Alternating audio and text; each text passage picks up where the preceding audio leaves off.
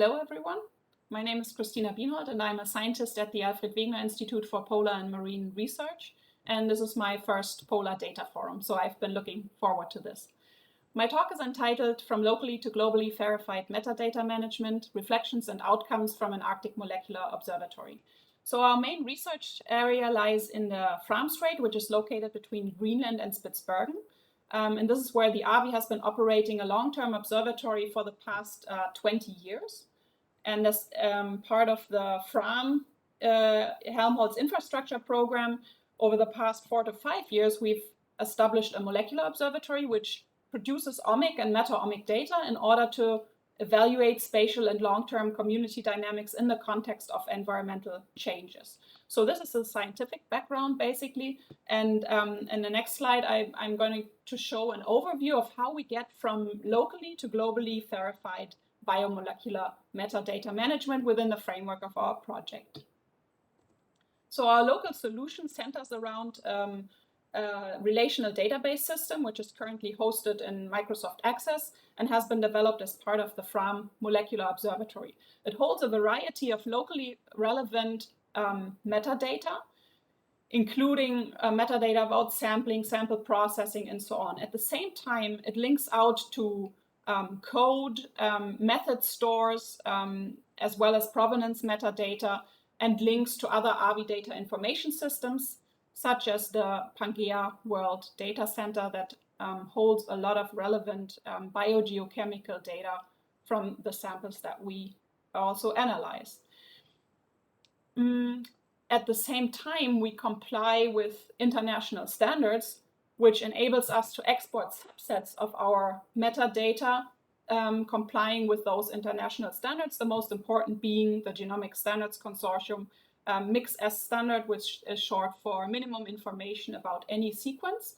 And in the future, we also hope to align this with the Darwin Core standard and to be able to link the omics community closer with the larger biodiversity community.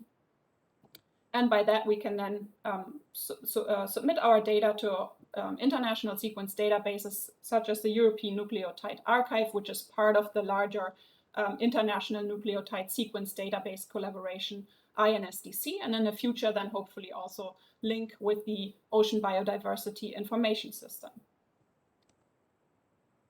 As part of our approach, we use terms from the environmental ontology, and by the work of Pierre Buttigieg mainly, we also link with other polar digital assets and harmonization efforts for semantics. And I saw that Ruth Durr will also talk about some of that later on. So let's focus now on this local solution. I just wanted to give a short overview of what our needs actually are and how we approach that. So as environmental scientists, we usually start with a field trip and sampling on board, where we produce a physical sample that is, of course, associated with provenance metadata that needs to be recorded. Then downstream, there's usually processing steps of those samples, subsampling and other things that need to be recorded. Then we extract nucleic acids, so DNA, RNA from those, where protocols need to be reported and documented.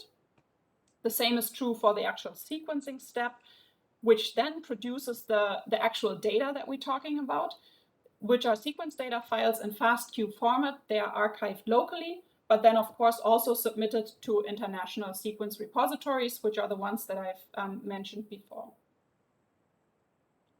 This is our metadatabase model, and I won't go into detail, but I just want to basically point out that here we represent all the 4 steps of the workflow that I previously presented. It's a modular approach, so that makes it quite flexible to also accept other types of data and be expanded and extended.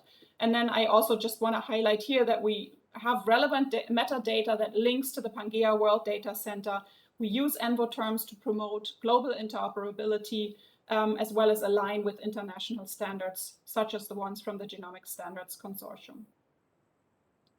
This enables us to actually easily export subsets of our metadata and submit them to international sequence repositories. And again, in the future, hopefully this can also be aligned with the Ocean Biodiversity Information System.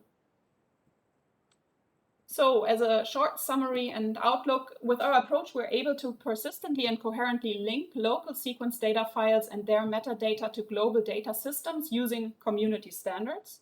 By that, we produce locally relevant metadata and globally relevant exports. And what was also important for us was to have a portable and extensible solution. This forms also a basis for proposing polar-specific extensions to existing community standards in the future. And with that, I thank you for your attention.